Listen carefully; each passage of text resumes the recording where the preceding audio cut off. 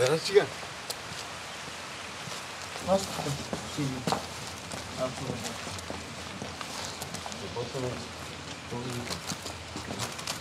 Стига, бе, не съм мозка, бе. Какво правим си тук? 2 години. Как е? Добре е. Така е. Айде, моята майка кога ще дойде? Не знам. Нали ли писахте Утре, писмо? Айде. добре. Сигурен ли ще дойде? Сигурен съм утре. Добре. Добре, Кога айде. не си е виждал? Много време не съм я виждал. Колко време? 3 седмици. 5 седмици е малко време. Не съм я виждал.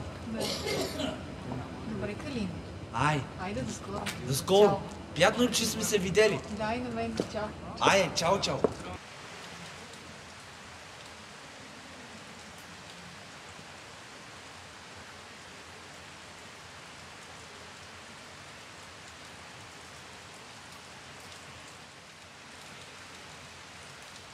И те няма времето.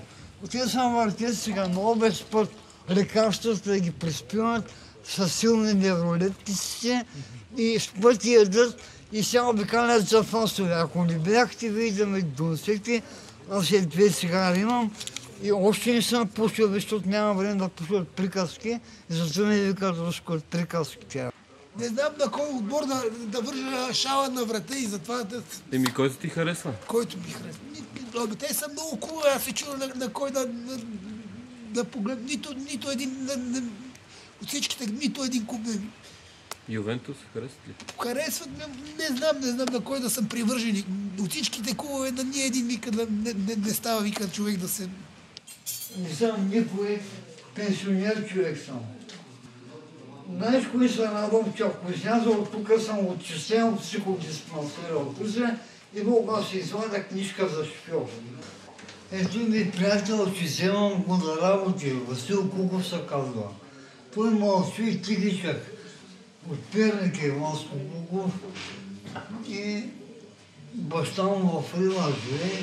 Вземам го за работа тук на селото, обръщане градини. Кажи Васки. Да. Кажи на момчето.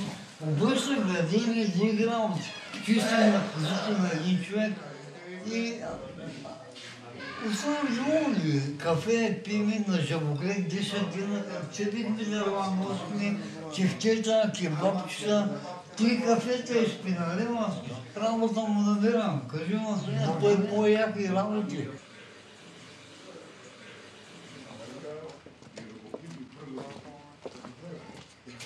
Ради.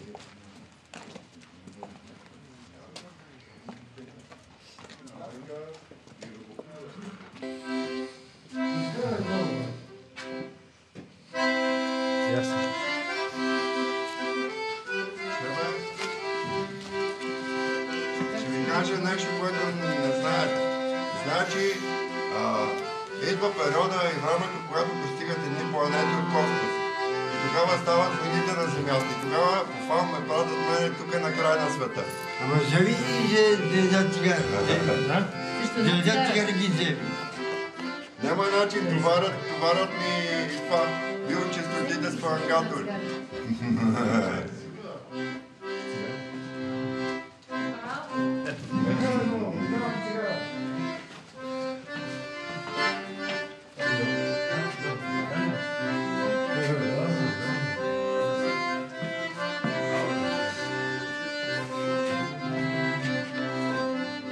Я свирна кудо, дайте я да посвира. Я свирна кудо на гитара. Имаше. Ама от дома, тук чието кудо я да посвира. Неговия.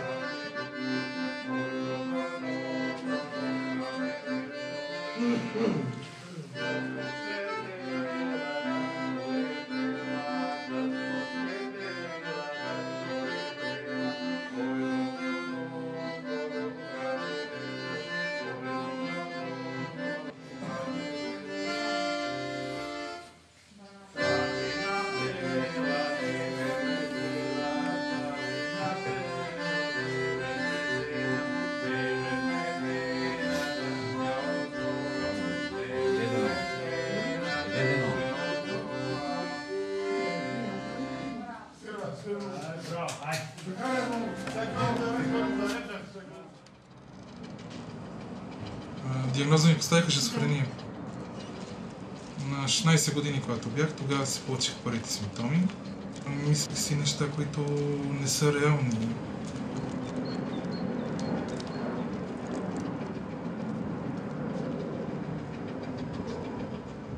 Бях в дневен център Ван Гог. Имаше дневен център Ван Гог. Първия дневен център, който ми препоръча лекуващия лекар, доктор Стойчева. И ходях там имаше модули, програми, видеоклуб, киноклуб, седянка, гледане на видеофилм, снимане с видеокамера, модули за лекарствена терапия, за пълноценно прекарване на свободното време, модул за симптомите, модул за разговорни умения. Приобщих се към екипа социални работници.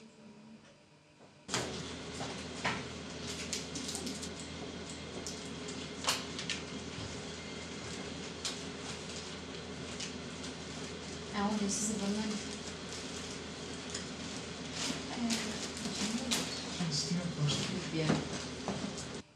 Имам приятел, който се виждам в събота с него на кафе. Той също е с заболяване. Също пие лекарства. И момиче, което е с заболяване, и с него се виждам на кино, на театър, на сладкарница. На екскурзия за един ден да си правим. Тя ти е приятелката, така ли? Да. Работа на ксерокс, на компютър, работа в интернет, консумативи, фактури, поръчки. Много ми е интересно, много хубаво БХК. Много се радвам, че работя тук. Хората ме уважават, разбират ме. Познавате се с всички. От 2 години, повече от 2 години сега ще стане. Както съм тук.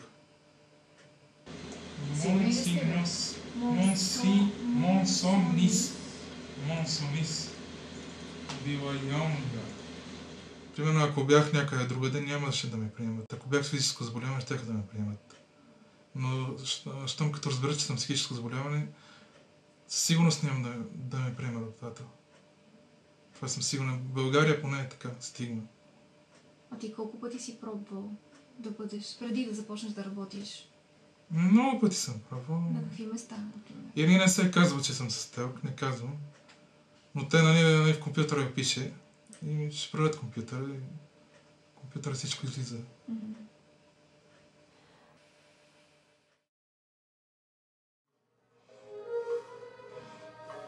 Моята хубава страна, майката кои жена, да прегърна. Огромно небе, чак моето дете да се върна. Елате? Идваме. Това съм аз. Колко си малък. Тогава си бил рус. Да. С руса коса.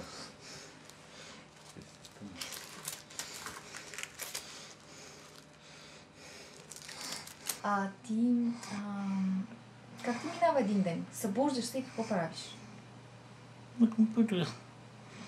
Цял ден. Цял ден на компютъра? Да. И навънка. А навънка какво правиш? Да приходим. Разхождаш се? Да. Ходиш ли на някакви места? Виждаш се с приятели? Не.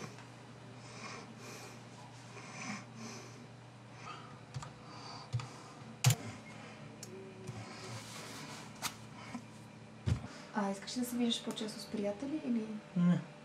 Защо? Нямам приятели. Нямаш приятели?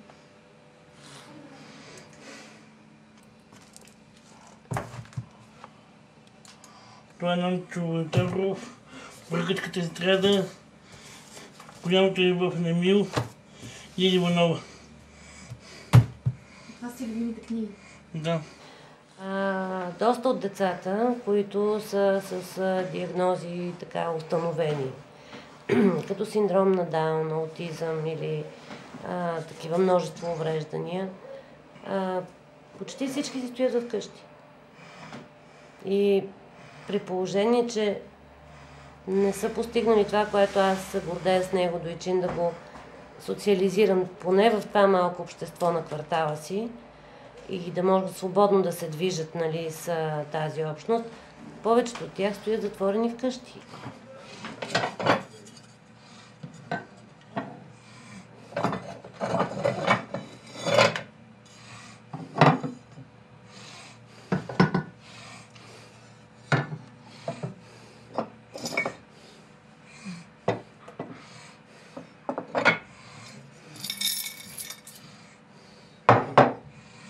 Къде си ги правил?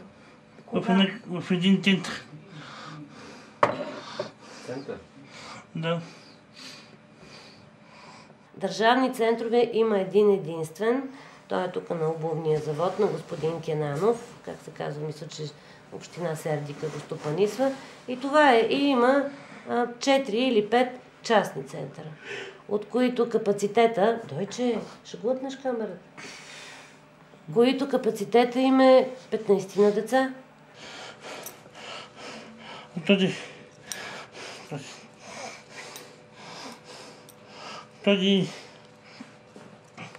ходи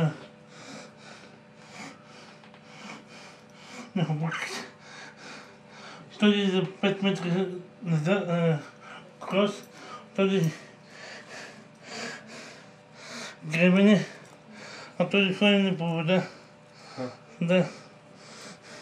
Кога си ги спечелил? Скоро. Скоро? Да. Искате ли вие да поставяме така въпроса? Какво би могъл да работи един такъв човек? No. Защо в България да не може да ходи и да мете, примерно, или да забърсва масите в Макдоналдс? Защо? Аз знам много добре защо. Защото там ще е пред погледа на всички хора. Представете ли си какъв шок и ужас ще бъде да си ядеш сандвича и при тебе да пристъпи един такъв тромав и да каже, може да ви взема чашката? Моя страна е България, моя любов, моя България, моя страна, моя България. Връщай вечно и любовта.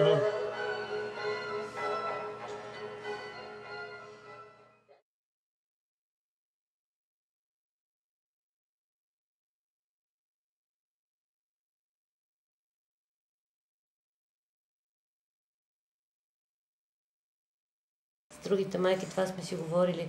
Дори и нищо не направиме, да постигнем като законодателно, нали, нещо да се промени коренно.